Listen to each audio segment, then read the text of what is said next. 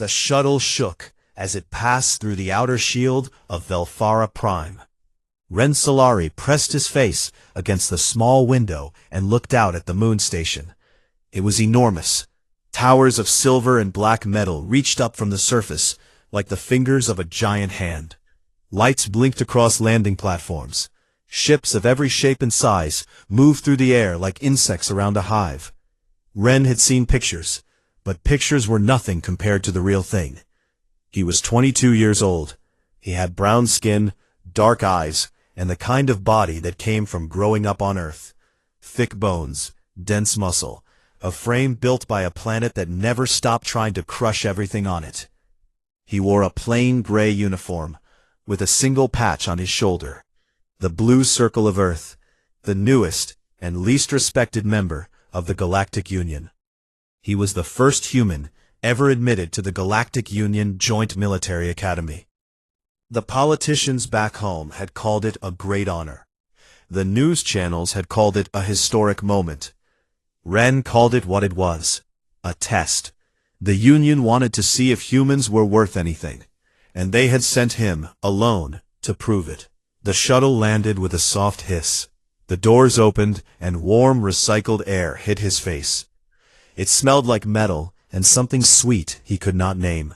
He picked up his bag, slung it over one shoulder, and walked down the ramp. A figure was waiting for him at the bottom. Commandant Yathi stood nearly 3 meters tall. He was Velkari, an insectoid species with a long, segmented body covered in dark green armor plates. His head was narrow, with 4 black eyes, and a pair of sharp mandibles that clicked softly as he watched Ren approach. Behind him stood 2 armed guards of the same species, still as statues. "Cadet Solari," Yathi said. His voice was high and sharp, translated through a small device on his collar. "You are the human." "Yes, sir," Ren said. Yathi looked him up and down. His mandibles clicked again. It was not a friendly sound. "You are smaller than I expected." Ren said nothing. He had learned a long time ago that the best answer to an insult was silence. Yathi turned without another word and began walking. Ren followed. The guards fell in behind him, and he could feel their eyes on his back, like the tips of knives. The academy was a small city built inside the moon. Wide corridors connected training halls, barracks, classrooms, and simulation chambers. Cadets from dozens of species moved through the hallways. Tall ones, short ones, scaled and feathered and furred. Some walked on 2 legs, some on 4, some on 6. A few floated. Every single one of them stopped to stare at Ren as he passed. He heard whispers in languages his translator could not catch. He kept his eyes forward and his mouth shut. Yathi brought him to the barracks of training cohort Dagger 7. It was a long room with 6 sleeping pods along the walls and a common area in the middle. 4 cadets were already inside. They all looked up when Ren walked in. The first was Talus. She was Silfari, tall and thin, almost impossibly graceful, with pale blue skin and feathered crests along her arms and the back of her neck. Her bones were hollow, like a bird's. She looked at Ren the way someone might look at a strange insect that had landed on their table. Curious, but ready to brush it away. The second was Gorvan. He was Drothak, a massive reptilian with 6 limbs, dark green scales, and a jaw that could bite through steel cable. He was sitting on a reinforced bench that groaned under his weight. He was the biggest person in the room by far, and he knew it. He looked at Ren and let out a low, rumbling sound from deep in his chest. It was not a greeting. The third was Mirel. She was Ularai, amphibious, with smooth gray skin that glistened under the lights, large dark eyes, and thin webbed fingers that moved constantly. She held a datapad in her lap, and studied Ren with the quiet focus of someone reading a very interesting book. The fourth was Zek. He was Pinath, small, wiry, covered in short brown fur, with large round ears and a long twitching nose. He looked like a rodent crossed with a fox, and his dark eyes were sharp with intelligence and something that might have been cruelty or might have been humor. It was hard to tell. "So," Zek said, his voice quick and thin, "this is the human." He tilted his head. "I thought you would be bigger, or at least more terrifying. The report said your species eats other animals." "Most species eat other animals," Ren said. "Yes, but yours apparently chase them until they fall down dead from exhaustion." Zek's ears flattened. "That is deeply disturbing."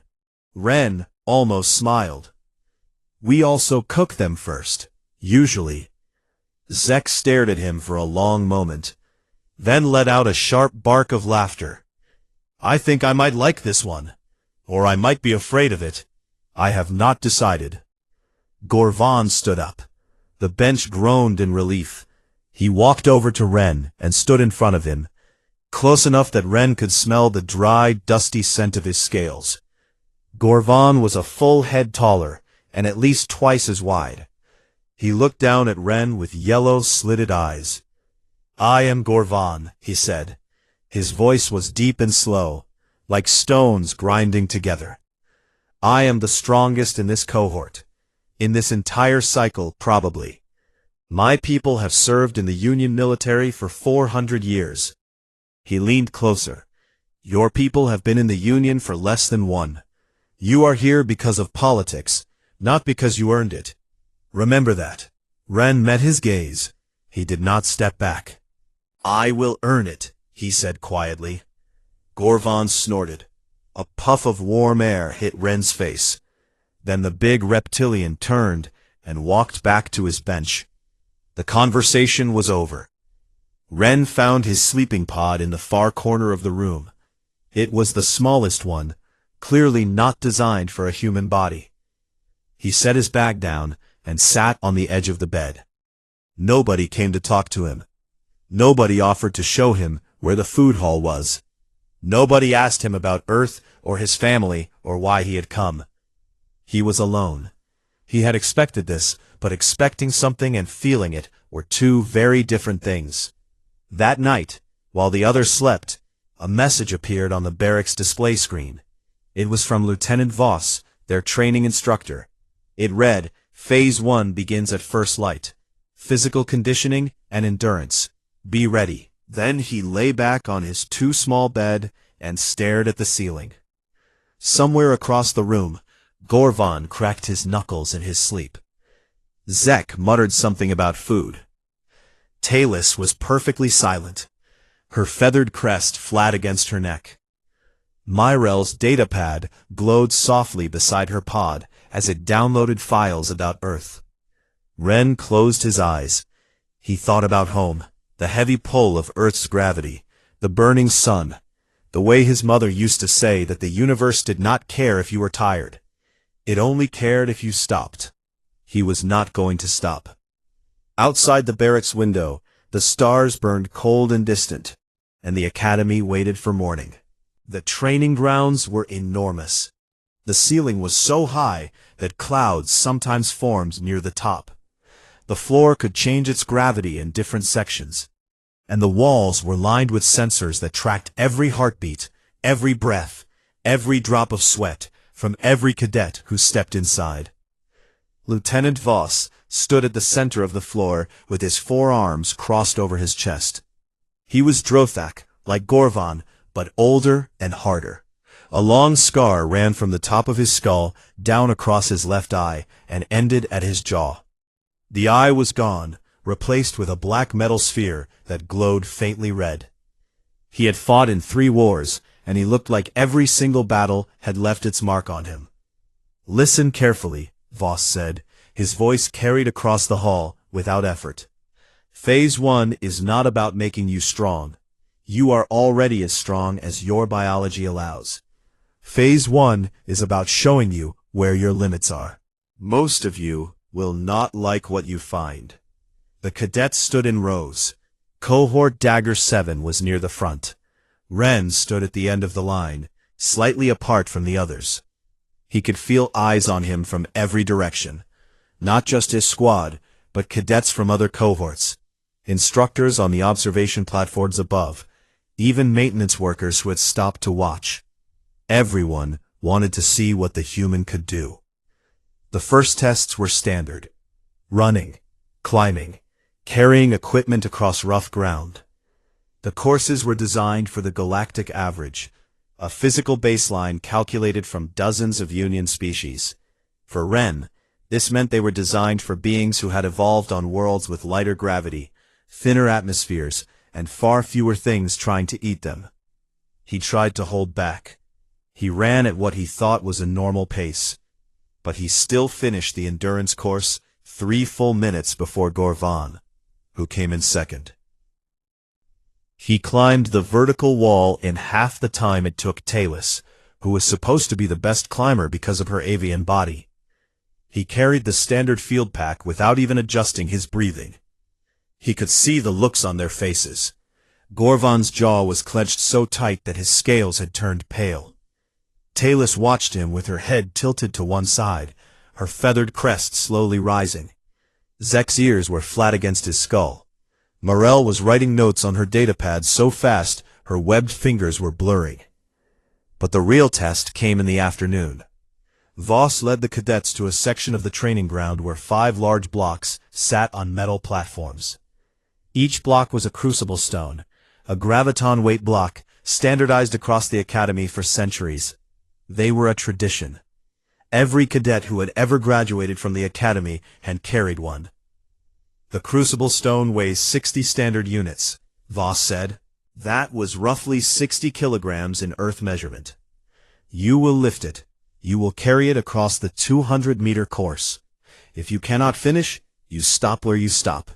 There is no shame in finding your limit. There is only shame in pretending you do not have one. He looked at each of them in turn. Talus, you are first. Talus stepped forward.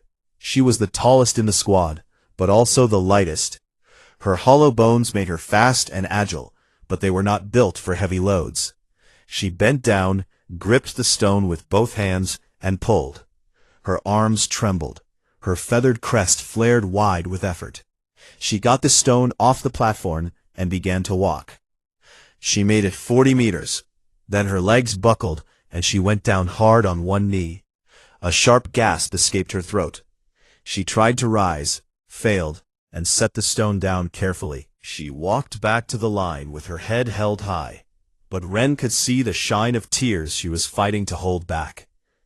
Zek, Voss called. Zek approached the stone with his usual sharp grin. He gripped it, pulled, and nothing happened. He pulled again. The stone did not move. His grin faded.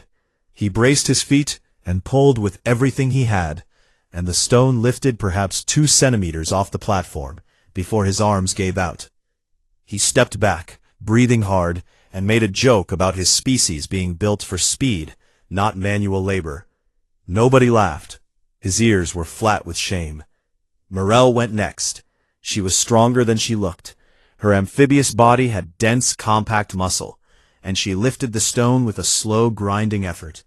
She carried it 90 meters, her gray skin flushing dark with effort, fluid dripping from her pores. At 90 meters, she set it down, swaying on her feet. It was the best result from their cohort so far. Then Gorvan, the big Drothak, cracked all 6 of his knuckles and stepped forward. This was his moment. His species was known across the Union for their physical power. He had been the strongest cadet in every test since he arrived. He gripped the stone with his 4 upper hands, let out a roar, and heaved it onto his broad back. He walked. His legs drove into the ground like pistons. His tail swung behind him for balance. 50 meters, 100 meters, 150. His breathing became ragged. His scales darkened with heat. At 160 meters, his right knee buckled. He caught himself, tried to push forward, and at 163 meters, he went down. The stone crashed to the ground beside him. He lay there for a moment, chest heaving, then got up and walked back to the line. His yellow eyes burned with fury. But the other cadets were impressed. 163 meters was an excellent score. Cadets from other cohorts clapped. Gorvon stood tall and let the praise wash over him. "Solari," Voss called. "You are last." The hall went quiet. Not just Dagger 7, everyone. Cadets on the observation platforms leaned forward.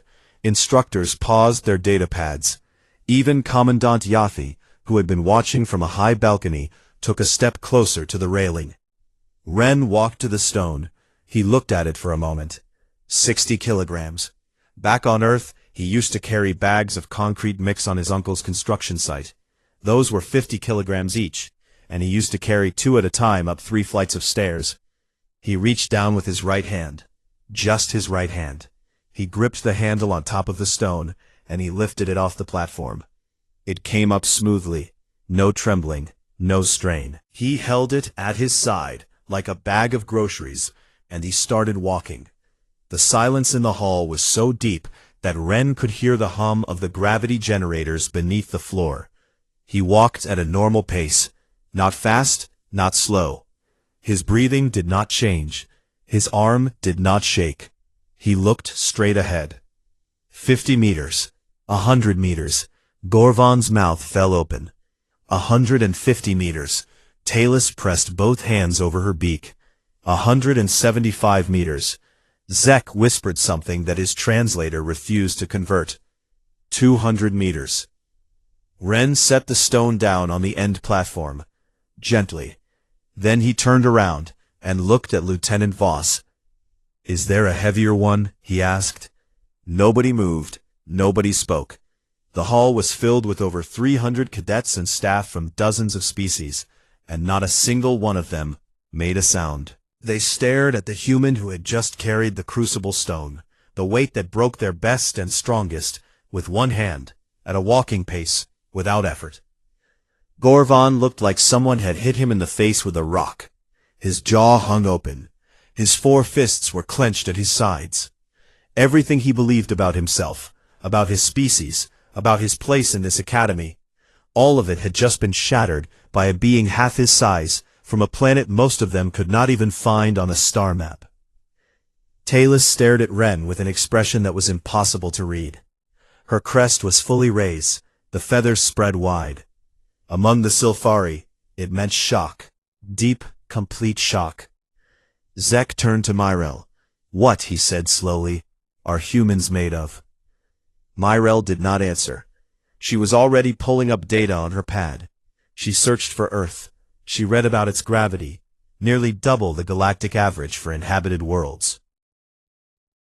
She read about its atmosphere, thick and heavy. She read about its history, a planet filled with predators, diseases, natural disasters, extreme temperatures, and a species that had not just survived all of it, but had conquered every corner of that deadly world. Her large, dark eyes grew wider with every line she read. Up on the balcony, Commandant Yathi stood perfectly still. His 4 black eyes were fixed on the human below. His mandibles had stopped clicking. After a long moment, he turned to his aide and spoke a single sentence. "Send a message to Union High Command. Priority Level 1. We may have critically underestimated Species 4479. Down on the training floor, Ren walked back to his squad. He did not celebrate. He did not smile. He just took his place at the end of the line, same as before. But nothing was the same as before, and everyone in that hall knew it. The days after the Crucible Stone test changed everything at the Academy. But not in the way Ren had hoped. He had wanted to earn respect. Instead, he had earned fear. Cadets from other cohorts stopped talking when he entered a room. They stepped aside in the corridors, not out of politeness, but the way prey animals moved away from something dangerous. A group of Pineth cadets actually changed direction when they saw him coming down a hallway. Zek told him about it later with a sharp laugh, but there was something uneasy in his voice. The instructors treated him differently too. Some of them watched him with a new kind of attention, like scientists studying a creature they did not fully understand. Others seemed almost angry, as if Ren had broken some unspoken rule by being too strong, too capable, too alien.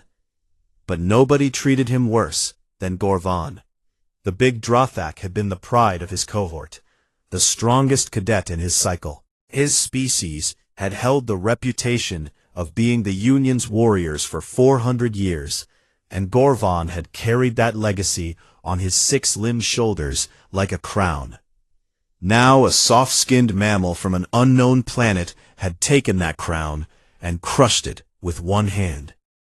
Gorvan did not forgive. He did not forget. And he made sure Ren knew it. It started with small things. Ren would find his gear moved to the wrong locker. His datapad would be reset overnight. His food tray would be knocked off the table during meals by a swinging Drothak tail that was never quite accidental. Gorvan never said anything directly. He just smiled his slow, reptilian smile and looked away. Then it got worse. During a hand-to-hand combat drill, Gorvan was paired with Ren. The drill was supposed to be controlled. Light contact. Technique over force. Gorvan threw a strike with his full weight behind it, and caught Ren across the jaw. Ren stumbled back, tasting blood. Gorvan shrugged, and said he had misjudged the distance. Ren wiped his mouth, and said nothing. He could have hit back. He could have shown Gorvan what a human punch felt like against Drothak scales. But that was exactly what Gorvan wanted. A reason to call him a savage, a brute, a mindless death worlder who solved everything with violence. So Ren swallowed the blood and kept training. Talis watched all of this with quiet attention. She was Silfari, and her people were observers by nature. They studied the winds before they flew. They listened before they spoke. And she had been listening to Ren very carefully. She noticed that he was not just strong. She had expected strength. The crucible stone had proved that beyond any argument. What she had not expected was how quickly he learned. During tactical classroom sessions, Ren absorbed Union military doctrine at a speed that surprised even Miral, who was the smartest among them. He asked questions that showed he was not just memorizing, he was understanding. He connected ideas from different species strategies and found patterns that others missed. During a combat simulation, she watched him adapt his fighting style 3 times in a single match. First matching a Drothak power stance, then shifting to a quicker Pinith evasion pattern, then blending both into something entirely new. He lost the match on points, but the instructor replayed the footage twice and made the entire class watch. Humans, Talis realized, were not specialists. They were generalists. They were not the strongest, the fastest, the smartest, or the toughest. They were dangerously good at everything, and they got better at an alarming rate. That frightened her more than the crucible stone ever had. One evening, Miral gathered the squad in the common area. Gorvan was not there. He had gone to the weight room as he did every night now, training with a desperate intensity that bordered on obsession. The rest of them sat in a circle, while Miral projected data from her pad onto the wall. "I have been researching Earth," she said in her soft, careful voice. "I think you all need to see this." She showed them the numbers. Earth's gravity, 9.8 meters per second squared, nearly double the galactic average for inhabited worlds. Earth's atmosphere, thick, oxygen-rich, pressing down on everything beneath it like a heavy blanket. Earth's temperature range from -89 degrees to 56 degrees on a single planet. Earth's biodiversity, millions of species, a staggering number of which were predators, parasites, or both.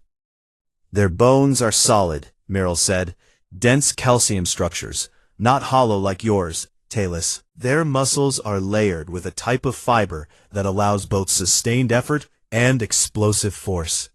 Their cardiovascular system can operate at high output for hours. Hours." She paused to let that sink in. Most Union species can sustain peak physical effort for 10 to 15 minutes. Humans can maintain moderate effort for days without stopping. Zek's ears went flat. Days? Their ancestors were persistence hunters, Myrel continued.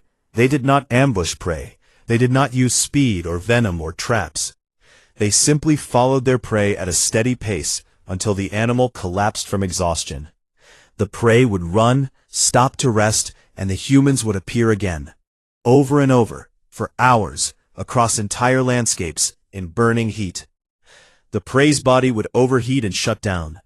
The human would still be walking. The room was very quiet. So they are not just strong, Zek said slowly. They never stop coming.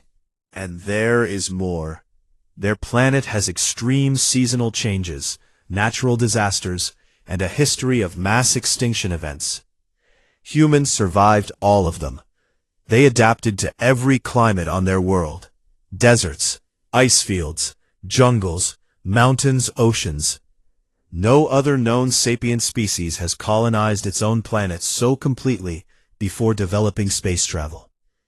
Talus looked at the data in silence for a long time. Then she said, very softly, "We have been thinking of them as simple, as brutes with strong arms and thick skulls. That is not what they are." "No," Myrel agreed. "They are something much more complicated." Later that night, Ren sat alone on the observation deck that overlooked the training grounds. The lights were dimmed for the night cycle, and the vast hall below was empty and dark. He sat with his back against the wall and his knees drawn up, and he stared at nothing. Myrel found him there. She sat down beside him, without asking permission, which was unusual for an Ulari. They valued personal space even more than humans did.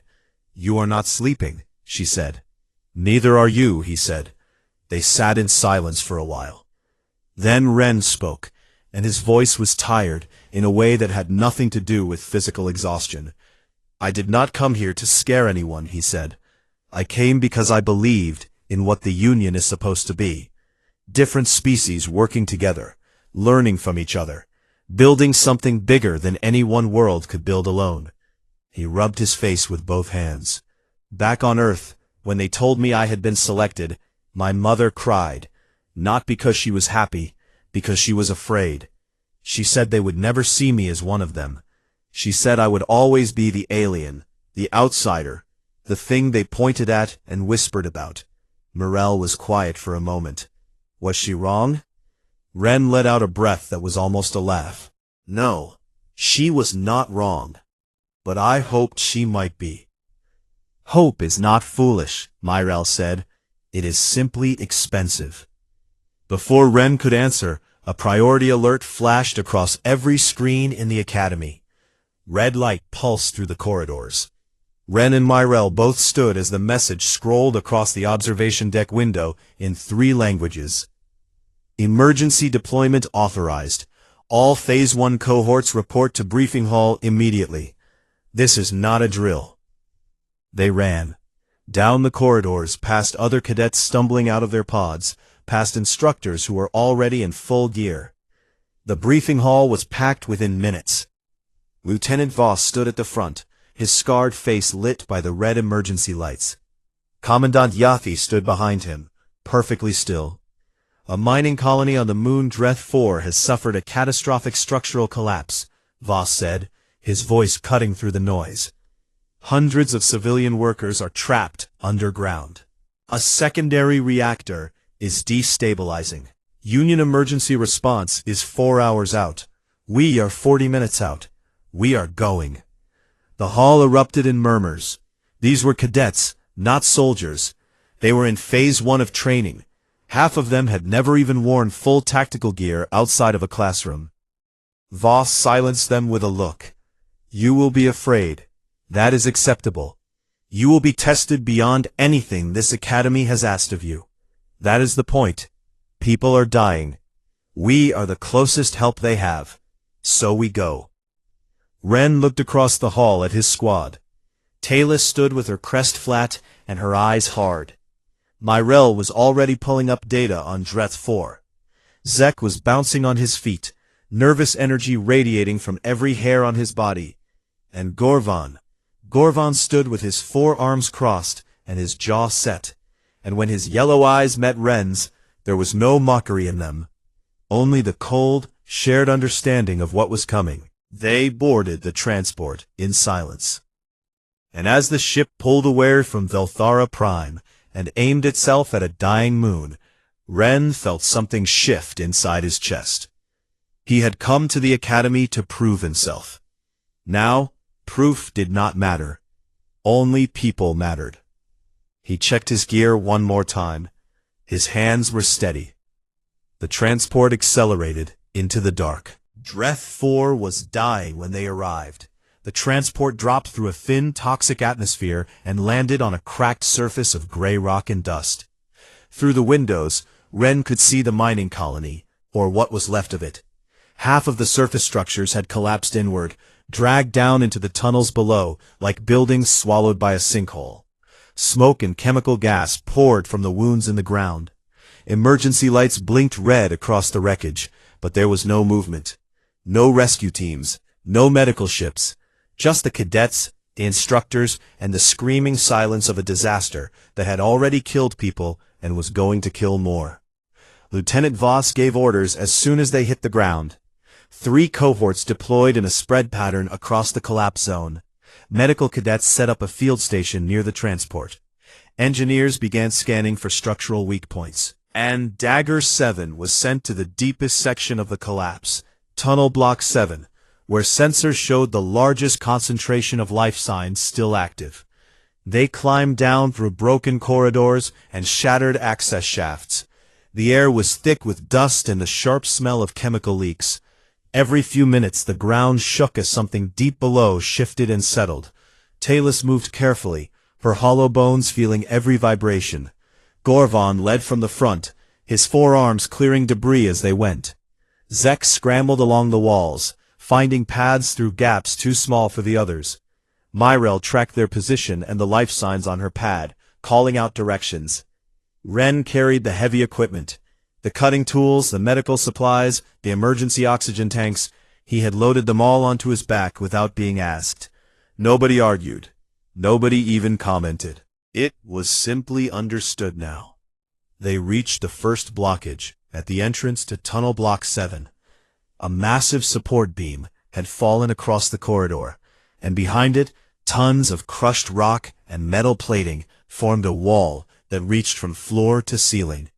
On the other side, their sensors showed 43 life signs. Some of them were weakening. Gorvon stepped forward. He braced his 6 limbs against the ground and pushed against the support beam with everything he had. His scales darkened with effort. His muscles strained until the tendons stood out like cables under his skin. The beam did not move. He roared and pushed again. Nothing. He called for help, and 3 cadets from another cohort joined him. Together, 4 of them pushed and pulled and strained, and they managed to shift the beam perhaps 10 centimeters before their strength gave out. The standard graviton jacks, the tools designed for exactly this kind of situation, had been damaged during the rough landing. They had power tools, but the power tools needed clearance space that did not exist. Time was passing. The reactor below them was getting hotter. Ren set down the equipment pack. He walked to the beam. He studied it for a moment, tracing the angle with his eyes, calculating the weight distribution the way his uncle had taught him on construction sites back on Earth. Then he put his hands on the beam. "Everyone move back," he said. Gorvon opened his mouth to say something, an objection maybe, or an insult, but something in Ren's face stopped him. He stepped back. Ren set his feet wide. He bent his knees. He tightened his grip. And then he pushed. Metal screamed against stone. Ren's boots cracked the floor beneath him as he drove forward, and the beam moved. Not 10 centimeters, not a meter. He shoved it sideways until it crashed against the tunnel wall and left a gap wide enough to climb through. He did not stop. He turned to the wall of rubble behind the beam and started pulling it apart. Rocks that weighed 100 kilograms came away in his hands like pieces of bread. He threw them behind him with controlled, deliberate movements. Never wild, never careless. Metal plates that had been compressed by the collapse he gripped and bent and peeled away. The other cadets watched in stunned silence. Then Mirel shouted, "There is a gap forming. I can see the other side." And suddenly, everyone was moving. Cadets rushed in behind Ren to clear the smaller debris he had loosened. Zek squeezed through the first narrow opening and began calling out to the trapped civilians. Gorvan grabbed the rocks Ren had thrown aside and stacked them to shore up the ceiling. They broke through. On the other side, 43 miners huddled in a pocket of breathable air that was shrinking by the minute. Olari, Pinath, Velkari, even a few Drothak. They were covered in dust and blood and tears. When they saw the cadets coming through the wall, some of them started crying. The cadets moved the civilians back through the cleared tunnel. It was slow, careful work. Some of the miners were injured. Some could not walk. Ren carried 2 of them at a time, one under each arm, moving through the broken corridor with a steady, ground-eating stride that never slowed. They had just gotten the last miner through when the ground heaved. A deep, terrible sound came from below, the sound of rock giving way. A secondary collapse tore through the tunnel they had just cleared. Talus was at the rear. A steel support beam dropped from the ceiling and landed across her chest, pinning her to the ground. The weight drove the air from her lungs. She heard something crack inside her. The hollow bones of her ribs, the ones that made her fast and light and fragile, giving way under the crushing load. She could not breathe. The world turned gray at the edges. She tried to push the beam off, and her arms would not respond. Gorvan reached her first. He grabbed the beam and pulled with all 6 arms. His roar echoed through the tunnel. The beam shifted 2 centimeters and then stuck. He pulled again, and he could not move it. Talus's eyes were closing. Dust settled on her blue skin like snow. "Help!" Gorvan screamed. His voice cracked. "Someone help me!" Ren heard the scream from 30 meters away, where he was handing an injured miner to a medical cadet. He did not think. He did not calculate. He turned and ran. He dropped to one knee beside her. He could see the beam pressing into her chest, could see the unnatural bend of her ribs beneath her skin. Her breathing was barely there, tiny, wheezing gasps that meant her lungs were being crushed. He slid his hands under the beam. He looked at Gorvan. "When I lift, you pull her out." Gorvan nodded. His yellow eyes were wide with fear, not for himself, but for the fragile, bird-boned girl who was dying on the floor of a collapsing mine. Ren lifted. The beam came up slowly, steadily, centimeter by centimeter. His arms shook. His back strained. He held it there, 200 kilograms of steel held off the ground by sheer human stubbornness, while Gorvan grabbed Talus under her arms with his upper hands, and Zek grabbed her legs, and together they pulled her free. Ren let the beam drop. It crashed to the floor with a sound like thunder. Talus was conscious, barely. She looked up at Ren through half-closed eyes. Her crest was flat, her feathers matted with dust and something that might have been blood. She could not speak, but she reached out one thin, trembling hand and touched his arm, just for a moment. Then the medical cadets took her. There was no time to breathe, no time to feel, because the alert on Myrel's pad was screaming now. The secondary reactor was entering its final cascade. They had minutes, not hours. Full evacuation. Voss's voice cut through the comm system. "All personnel, surface level, now. Move." But Myrel was staring at her pad. "Lieutenant, there are still 17 life signs, deep section, behind the 3rd collapse. They are alive." Voss looked at the readings, he looked at the time, he looked at the distance, and his scarred face went still, with the expression of a soldier who was about to make a decision he would carry for the rest of his life. "We do not have time," he said. His face was covered in dust and streaked with sweat. Blood from a cut on his forehead had dried in a line down the side of his nose. His hands were raw and bleeding where his gloves had torn away against the rock. "I have time," he said. Voss stared at him. "Solari, that section could come down any second. The reactor." "I know." Ren was already moving. "Get everyone else to the surface." He ran into the dark, alone. The third collapse was the worst yet. A massive slab of compressed ore, 6 tons of solid rock, blocked the entire tunnel. Behind it, 17 people waited to die. Ren put his hands against the slab. It was cold and impossibly heavy. He could feel the ground vibrating beneath his feet as the reactor built toward its final moment. He thought about his mother.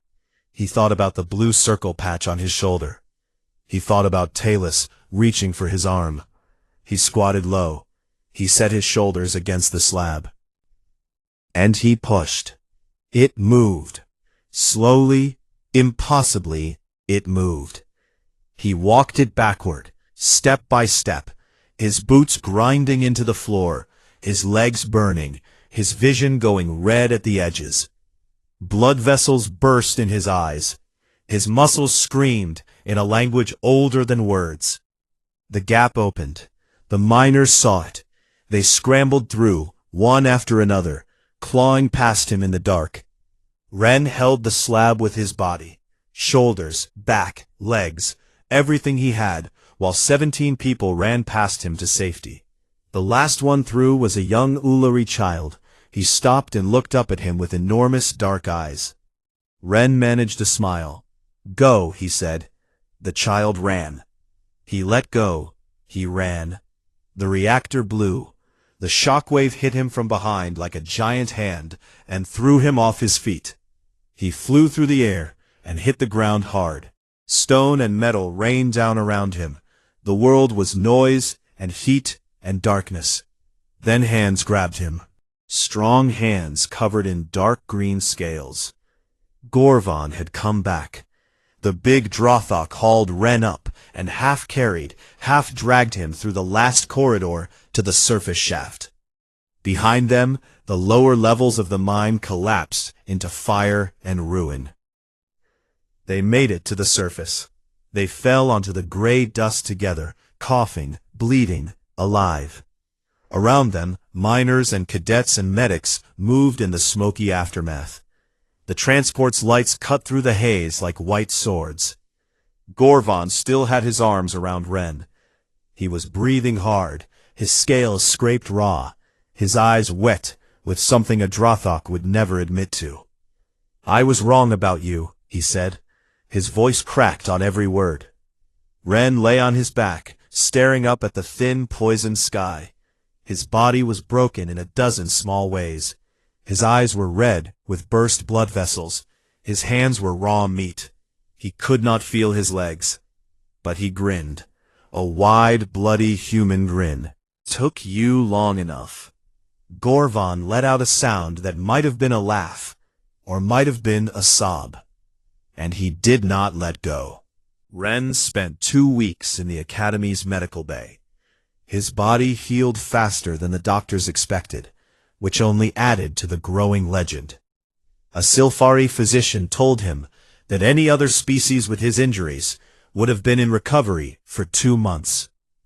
Ren told her that on Earth, his grandmother had once walked 6 kilometers on a broken ankle to get to a hospital because the car would not start. The physician stared at him for a very long time, and then wrote something on her pad that Ren suspected was not a medical note.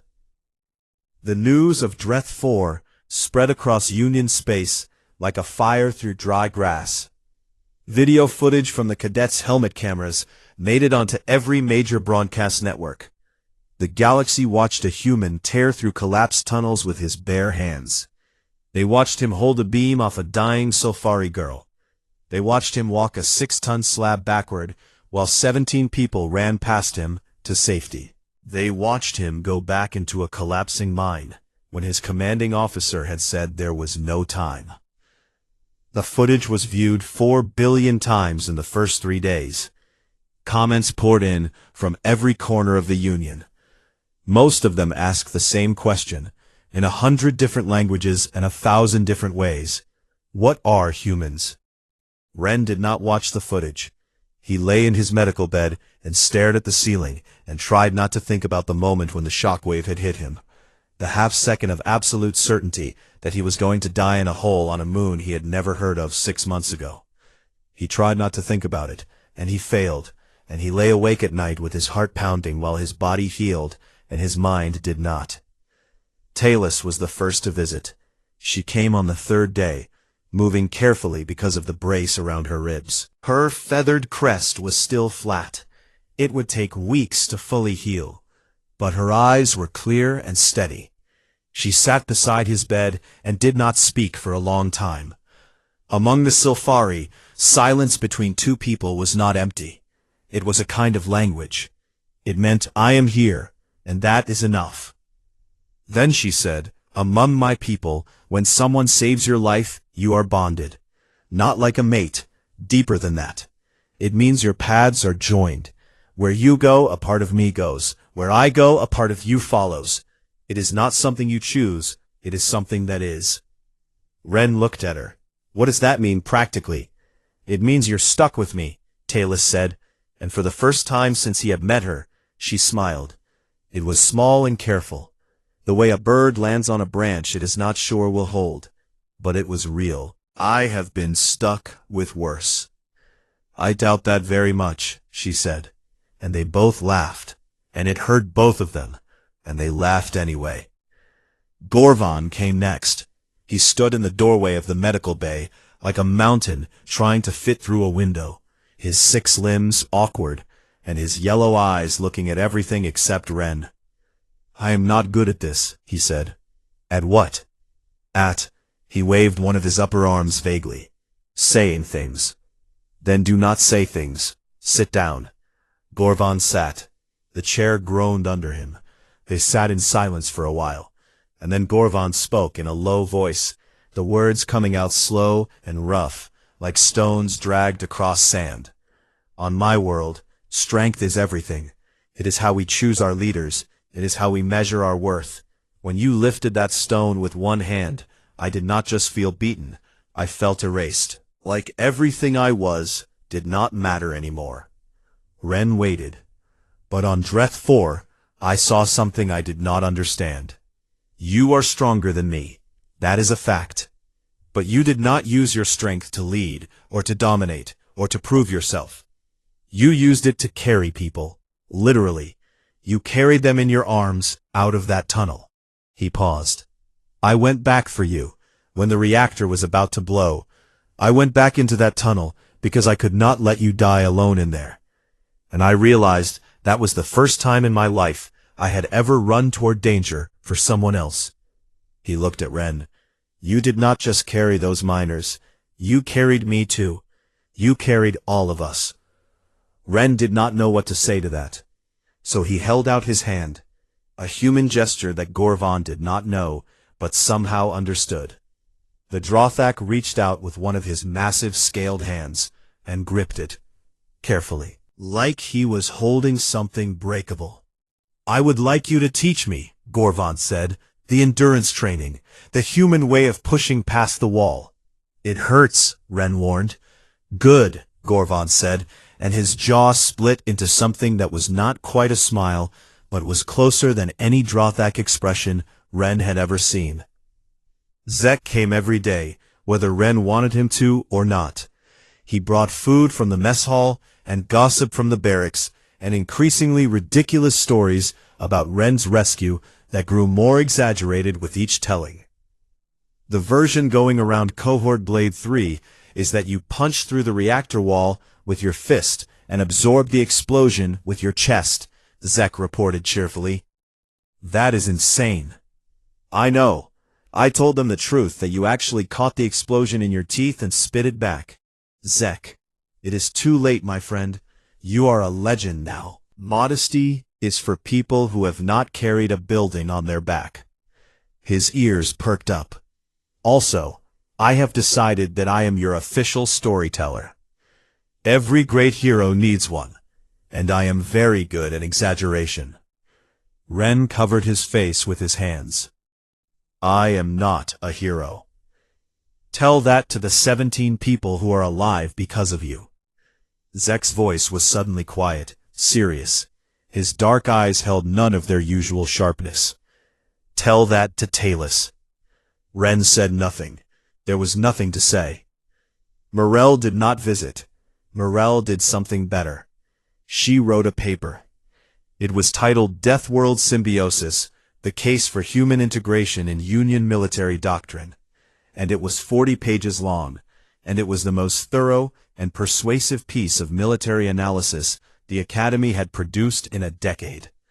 It landed on the desks of Union High Command 3 days after the rescue.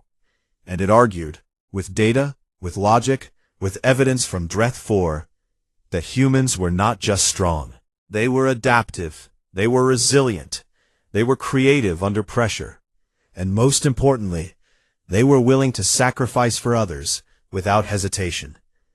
The paper did not go unnoticed. 3 weeks after Dreth 4, the Academy held a formal assembly. Every cadet, every instructor, every staff member gathered in the Great Hall. Ren stood with Dagger 7, in full dress uniform, his hands still bandaged. Gorvon stood on his left. Talus stood on his right, her ribs still braced, but her crest high and proud. Miral and Zek flanked them. Commandant Yathi walked to the podium. His movements were stiff and precise, and his mandibles clicked with a rhythm that Ren had learned meant deep thought. The hall fell silent. When Cadet Solari arrived at this academy, Yathi began, I considered him a political inconvenience, a gesture from a young species that had not yet earned its place. I was wrong. For a Velkari, admitting error in public was like opening a vein. The events on Dreth 4 have forced a reassessment, not just of one cadet, but of our assumptions about an entire species. Humanity was admitted to the Union as a courtesy. After review, I believe the Union should consider it a privilege. He paused.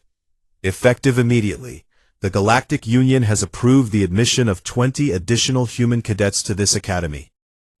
The hall erupted. Cheers, shouts, the clicking of mandibles and the stamping of many different kinds of feet.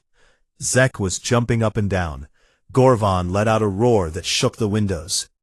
Talus closed her eyes and let the feathers of her crest spread wide. Yathi raised a hand for silence. Cadet Solari, would you like to address the assembly? Ren had not expected this. He stood still for a moment, looking out at the hundreds of faces.